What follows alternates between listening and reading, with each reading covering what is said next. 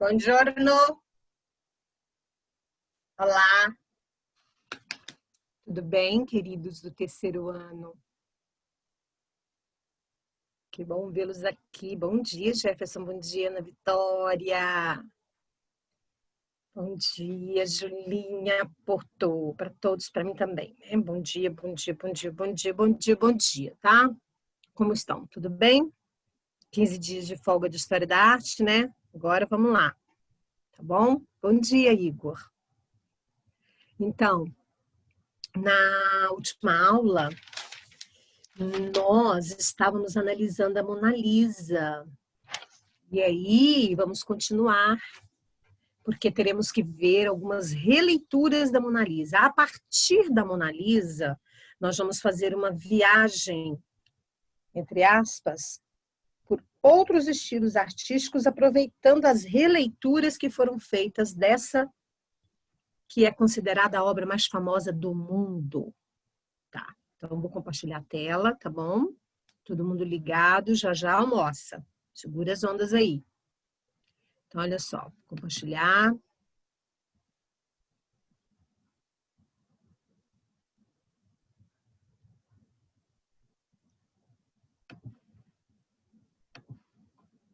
Yes. No. Yes. É isso mesmo. Então, vamos lá. Só para fazer um feedbackzinho bem rapidão, tá bom? Bem rapidão. Vamos dar uma olhada aqui nas técnicas, nas principais técnicas utilizadas na arte pictórica, na pintura, pelos renascentistas. Que são inovações e frutos de muitas experiências, de muitos estudos, de muita dedicação desses artistas que estavam procurando inovar a arte, o conhecimento, né, e avançar na sabedoria e na razão, que são os renascentistas. Então, em termos de técnica, lembrem-se que eles vão aprimorar a ideia de perspectiva no desenho e na pintura, que é o quê? Quando falamos em perspectiva. Em pintura, a perspectiva trabalha as diversas distâncias e as proporções que têm os objetos entre si. Então, o desenho perspectivado é o desenho que apresenta a relação que existe entre os objetos vistos da distância e os vistos mais próximos de nós. Perspectiva é a visão de mundo humano, a visão humana, o olhar humano, né? No Renascimento, princípios matemáticos e geométricos e princípios de ótica da física vão ser utilizados para alcançar o mais natural e realista possível numa obra. Uma outra técnica que já é do nosso mestre Leonardo é a técnica do claro-escuro, ou chiaro-escuro, onde o mestre Leonardo procura balancear áreas iluminadas com outras sombreadas na pintura, criando assim um jogo de contrastes muito suave para reforçar a ideia de volume, para nos proporcionar a ilusão de estarmos vendo o real, tentando chegar ao tridimensional, né? Que é aquela visão em que você tem a noção de distância, de altura, de largura e de volume, tá? Então, são técnicas trabalhadas nesse período. Também começa o uso da tela, da tinta a óleo, embora a Mona Lisa não seja tela, né? Mona Lisa é uma obra feita em madeira, o álamo, mas começa a aplicar também conhecimentos químicos, né, nas tintas, importante, né?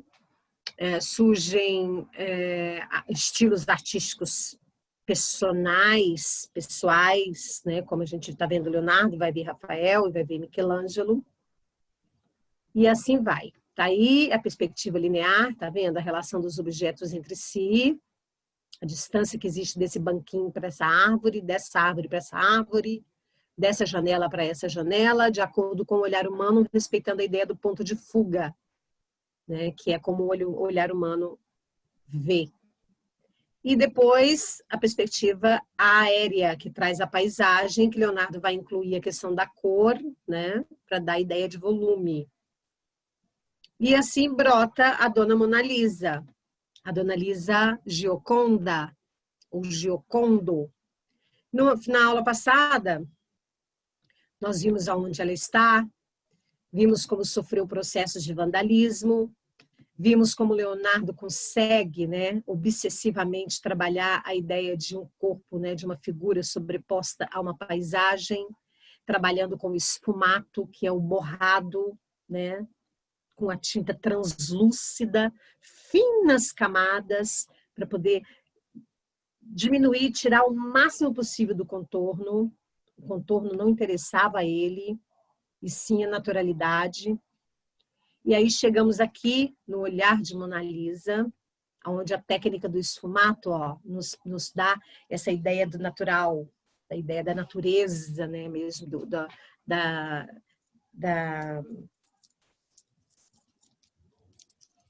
suavidade, né, do real mesmo. Porque, na verdade, nós não enxergamos contornos. Nós não vemos contornos. O que nós vemos é a passagem de cores e de luz. Picasso já dizia, não existe cores, existe luz. Né? Então, Leonardo vai trabalhar com isso. É isso que ele vai procurar. E aí, então, ele vem com esses borradinhos, né? Ele vai borrando o contorno até que ele desaparece. E aí, então, naturalmente, das pálpebras surge essa parte do olho, né? Que fica embaixo da sobrancelha. Aqui, ó, os cílios quase imperceptíveis. Porque tanto que a gente usa máscaras de cílios para eles serem vistos, mas eles são imperceptíveis, né? E o mais curioso é que Leonardo aplica aqui um conhecimento de ótica. E se você olhar bem o lado direito, o olho direito da Mona Lisa, a pupila é mais dilatada do que o esquerdo. Considera-se que ou ele, estudando ótica, percebeu que cerca de 20% da população das pessoas tem uma pupila mais dilatada do que a outra, né? Ou que Leonardo veio querendo trazer aquela ideia da alegria, né, do brilho. Então, quando a gente olha para uma pessoa e fala, nossa, né, o que você tem? Seus olhos estão brilhando, viu passarinho verde? Né? A gente não faz isso. Então, esse brilho nos olhos é esse dilatar da pupila, né? Porque a pupila responde a estímulos externos, né? Então, ele já vem trabalhando isso, embora a força da luz sobre a obra está no lado esquerdo do rosto dela. Mas ele começa com um olho, o outro ele não faz. Estudos. Já disse para vocês que Mona Lisa é a tese de doutorado do Leonardo, né? Que ele trabalha com todas as possibilidades sobre a Mona Lisa. Aqui você vê de pertinho, né, nessa definição, que ela é meio craquelada. Né? Isso é influência da tinta têmpera, do tempo, das formas de restauro. Aliás, as formas de restauro são responsáveis pelo sumiço da sobrancelha da Mona Lisa. Né? Que todo mundo se pergunta, ela tem sobrancelha? Não tem sobrancelha? Ela tem sobrancelha.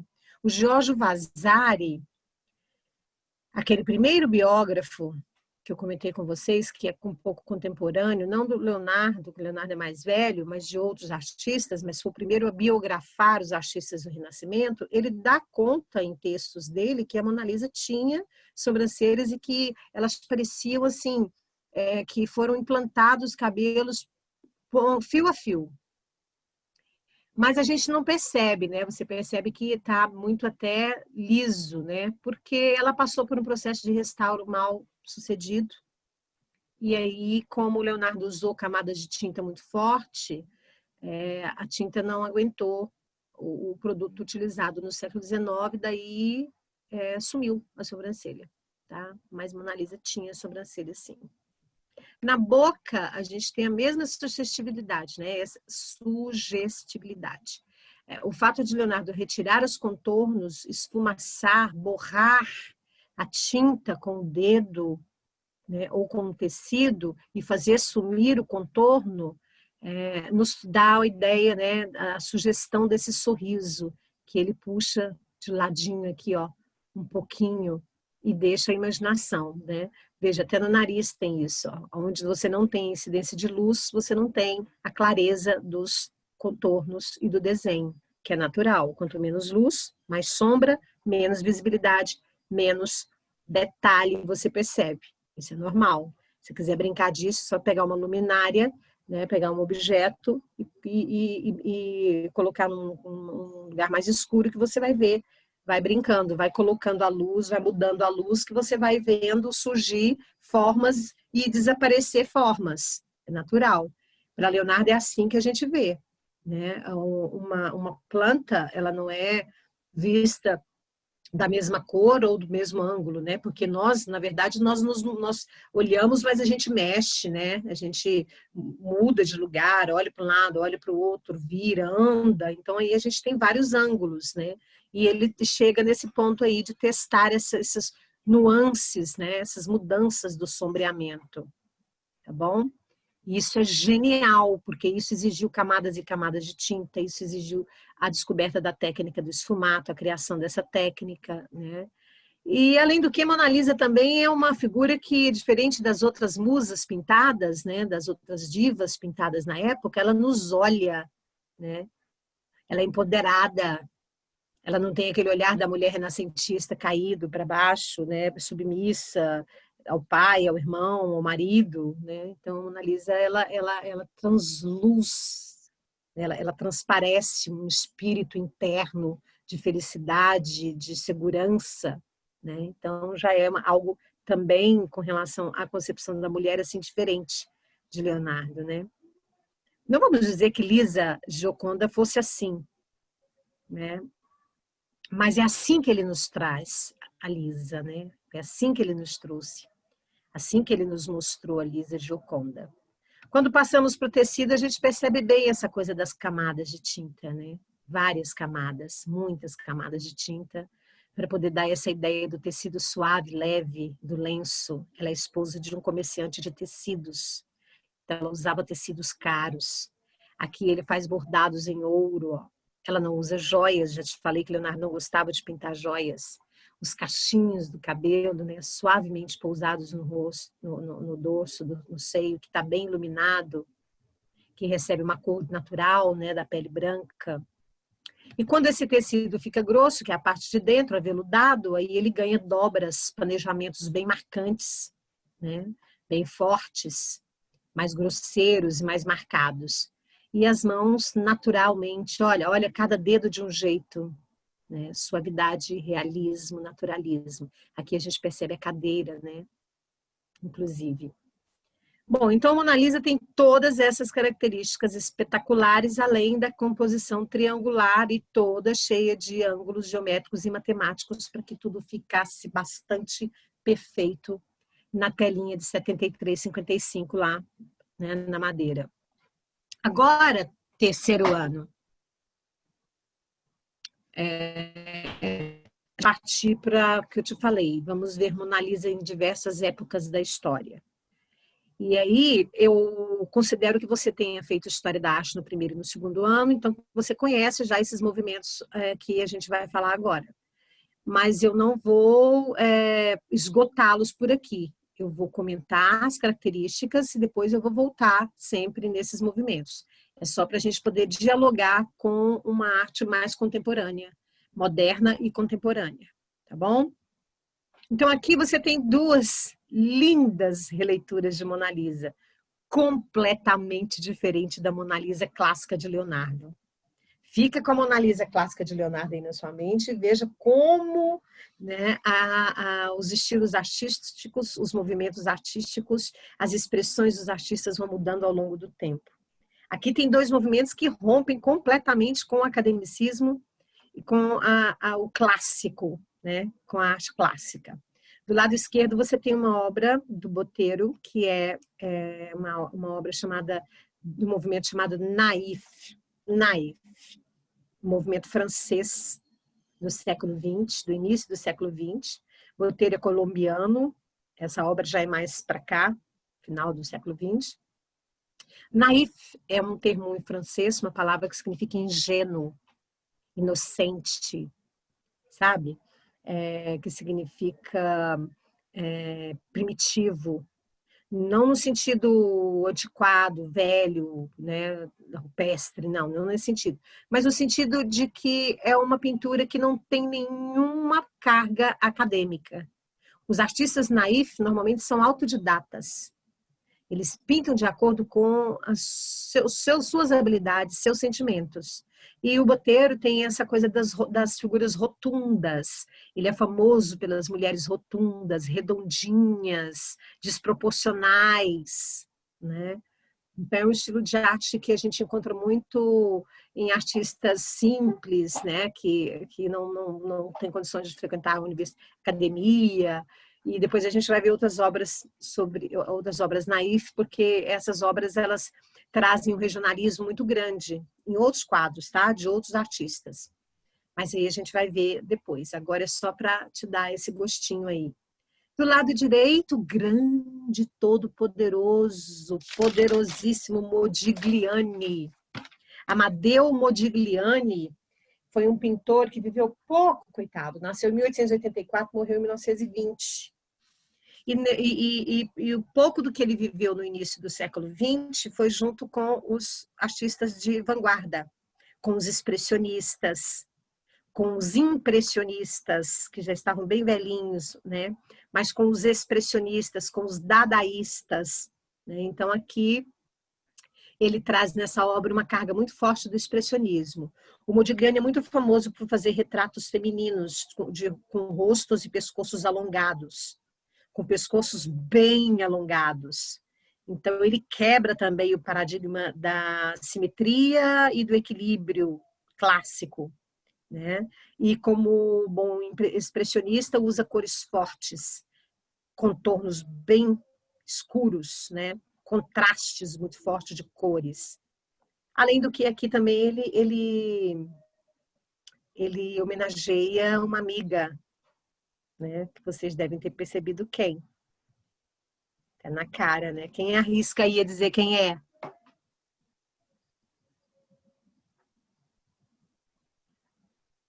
É a Frida Kahlo.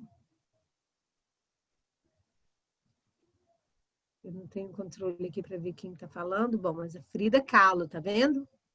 Ele homenageia a amiga Frida Kahlo. Então, essa é uma releitura da Mona Lisa, no estilo vanguarda europeia, expressionista, de Modigliani, e que ainda trouxe a Frida, que é considerada uma pintora de vanguarda, porém ela se diz realista. Mas se é outra história, Frida fica para mais tarde. Aqui nós temos dois transgressores terríveis, né? Dois transgressores da arte. Aqui do lado esquerdo é a Mona Lisa de Duchamp, Marcel Duchamp. Marcel Duchamp, criador do dadaísmo, do mictório, a fonte, artista que questionava a arte acadêmica, né? Artista que questionava a imposição das regras e dos cânones sobre a arte. E aí, o que ele fez? Ele faz uma reprodução perfeita da Mona Lisa e põe um bigodinho, desacralizando a obra, tirando-lhe o caráter de sagrado. Ele odiava Leonardo? Não. Ele despreza a Mona Lisa? Não. Ele apenas provoca. Provoca o mundo artístico na intenção de dizer que existem outras formas de expressão, outras maneiras de fazer traços, linhas e cores, outras maneiras de pintar, tá? Mas depois a gente vai pegar o rastro dele já já. E aqui, Salvador Dalí, Nem precisava dizer, o bigodão, bigode com cera, que ele puxa, né? Endurece, assim. Ele próprio, o surrealista, uma figura surreal. Então, ele faz uma mescla dele com a Mona Lisa. Você percebe que é o rosto dele, as mãos dele, né? E a Mona Lisa, tá? Então, o surrealismo já traz essa coisa da imaginação e da criatividade, né? Que o surrealismo, em essência, é isso. Imaginar, criar, escutar os sonhos, representar os sonhos, fugir da estética conceitual renascentista, embora continue valorizando os traços, né?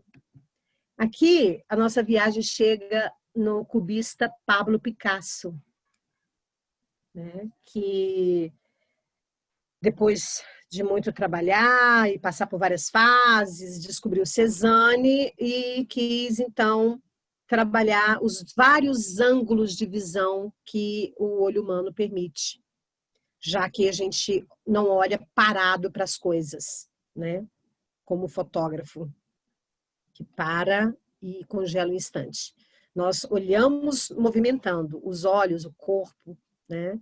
E aí, então, ele mostra vários ângulos de uma Mona Lisa.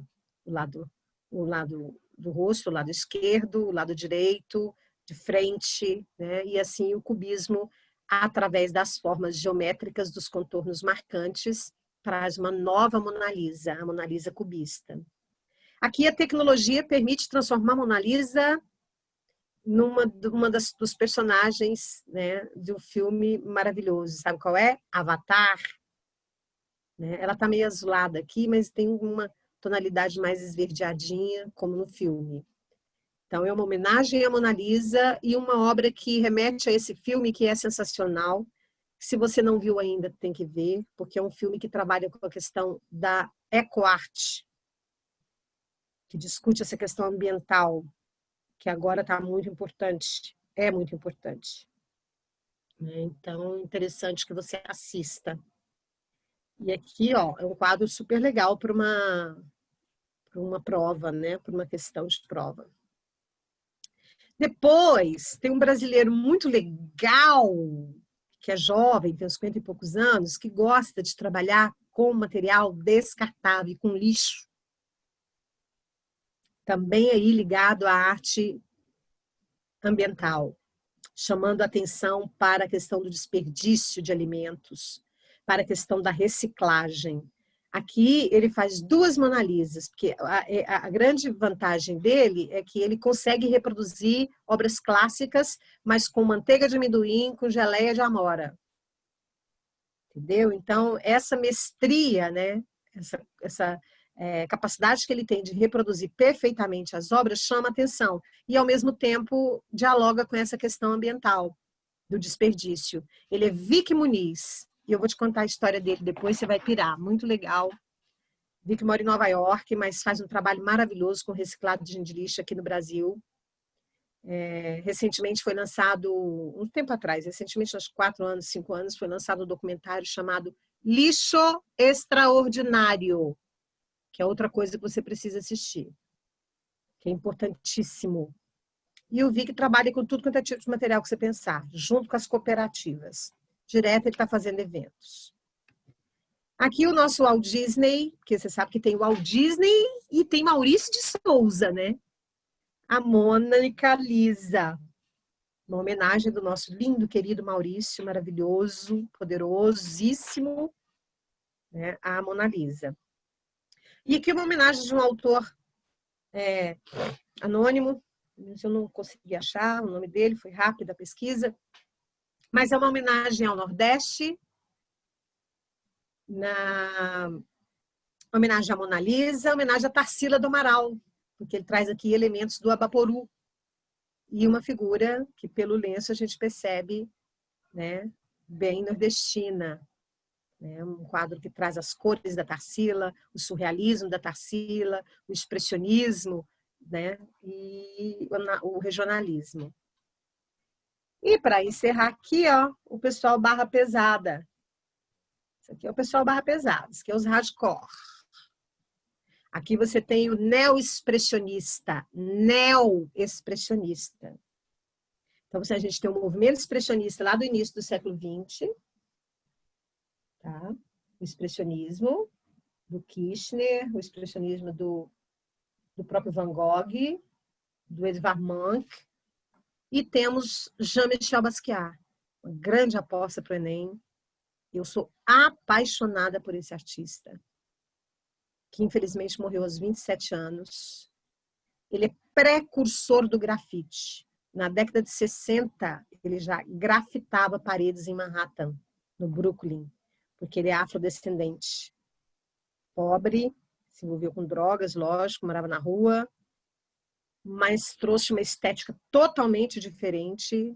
As obras do Jean-Michel Basquiat sempre têm figuras e textos em inglês, textos estes em que ele questiona o capitalismo, questiona a desigualdade social, questiona a marginalização das minorias, lá em 60, tá?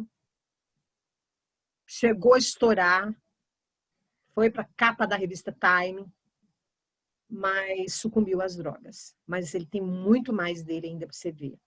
E aqui está aquele que a gente não deve dizer o nome, que a gente não sabe quem é, que é o Banksy. Assinatura? Banksy.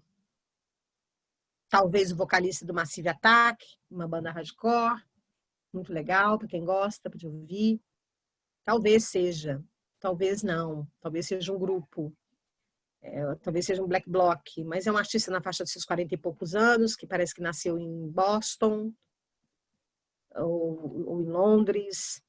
E ele trabalha com stencil e tem obras do Banksy no mundo inteiro, elas aparecem instantaneamente, e apesar de stencil ser uma técnica mais simples do que o grafite, as temáticas usadas pelo Banksy são espetaculares. Ele está sempre chamando atenção para temas super relevantes na atualidade. Então, ele virou figurinha carimbada no Enem. Tá bom? Aqui, Mona Lisa aparece com um fuzil daqueles, né? Oi? É mais uma curiosidade minha mesmo. Esse Banksy, como, tipo assim, como esse pessoal não conhece ele pede autorização para fazer essa arte? Ou, tipo assim, Não, é meio que conhecimento geral? depende. Às vezes sim, mas aí tem um grupo que trabalha com ele para isso. Às vezes ele pinta, na maioria das vezes ele utiliza como suporte edifícios que estão para serem demolidos. Edifícios que já foram demolidos, porque ele tem pinturas no Afeganistão, no Líbano, na Síria, entendeu? Lugares que passam por ataques, bombardeios, lugares abandonados, entendeu? Por exemplo, tem uma história muito interessante. Quem que perguntou? Foi o João? Exato. Pois é, foi, né, João? Deixa eu te falar uma coisa curiosa. Tinha uma casa para vender em Londres não, desculpa, nos Estados Unidos. Não sei se em Boston. Esqueci o nome da cidade. Casa velha, ela foi para espólio, a família fez fez aquele negócio de inventário e tal, ninguém quis ficar com a casa velha, um bairro tradicional. E o muro da casa quebrado na frente, assim, a família não quis, achou melhor vender porque valia mais o terreno. E aí apareceu uma pintura do Banksy nesse muro. E o corretor sacou, porque todo mundo conhece Banksy, todo mundo sabe, né? Recentemente, uma obra dele foi vendida por 5 milhões de dólares, né?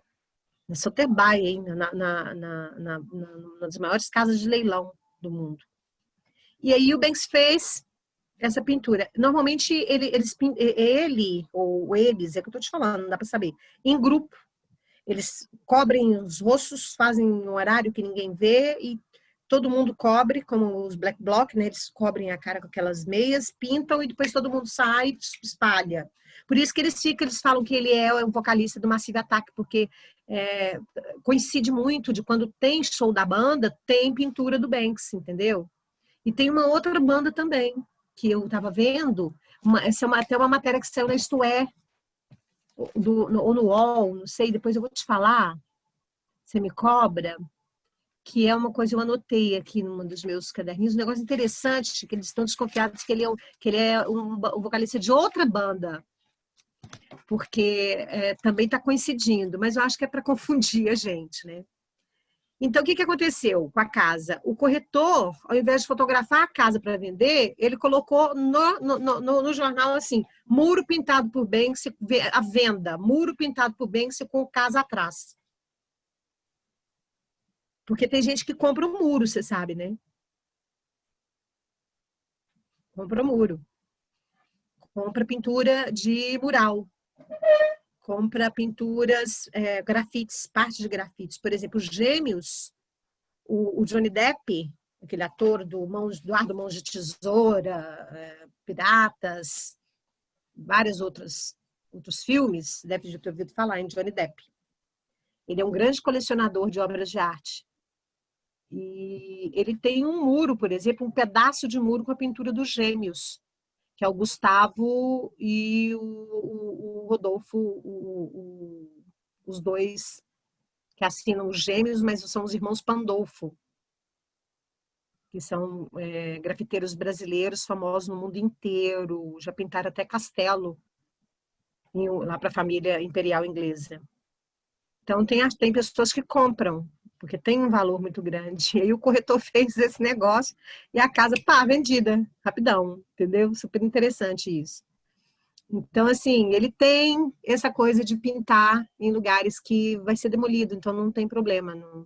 Mas eles contactam os proprietários, às vezes, mas não ele. Aí ele tem representantes, ele já é uma empresa, esse cara. Ele tem um parque anti-Disney muito interessante. Muito interessante, que ao invés de colocar um monte de brinquedos super legais, ele coloca umas pinturas muito loucas, mostrando cenas da Primeira Guerra, sabe? Da Segunda Guerra. Vou te falar sobre o Banksy, nós vamos ter Sempre agora a gente vai fazer esses diálogos, aí eu vou te mostrar umas coisas dele incríveis. Mas ele é uma surpresa, uma surpresinha, tá? Legal? Você aguenta aí e vai pesquisando, sempre sai alguma coisa dele na mídia. E você Beleza, é tem só aqui, tipo curiosidade mesmo. legal.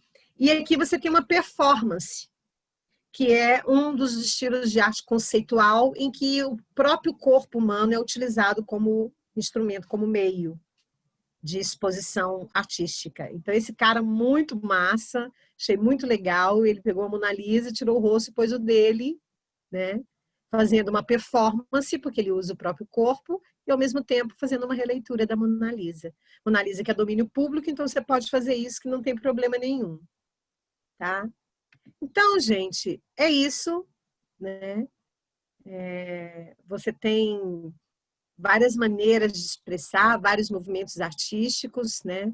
Muitas formas de fazer obras de arte e de homenagear obras de arte. Essa aí, por exemplo, a arte de depressão eu acho muito legal, né?